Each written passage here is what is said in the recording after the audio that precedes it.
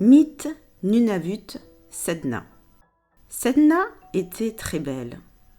Elle aimait coiffer ses cheveux en contemplant son reflet sur la glace. Un jour, elle se maria avec un riche Inuit. Sedna alla vivre avec lui sur l'île de l'autre côté de la mer. Le mari de Sedna était très méchant. C'était un chaman.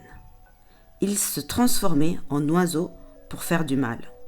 De l'autre côté de la mer, le père de Sedna entendait sa fille pleurer de chagrin. Le père de Sedna, inquiet, partit sur l'île chercher sa fille. Sedna, heureuse de retrouver son père, embarqua sur le kayak.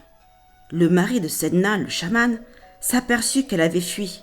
Il était furieux. Très en colère, le chaman ordonna à la mer de provoquer une terrible tempête. Le père de Sedna eut peur de la colère du chaman.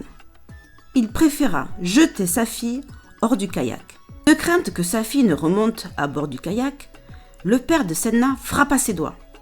Les doigts de Sedna se transformèrent en poissons. Toujours effrayé, le père de Sedna frappa l'autre main de sa fille. Les doigts de Sedna se transformèrent en dauphins. Épuisée, Sedna lâcha le kayak. Elle s'enfonça au fin fond des mers. Sedna y vit toujours. Elle est devenue un esprit marin. Quand les flots s'agitent, c'est Sedna qui est agacée de ne pouvoir peigner ses cheveux.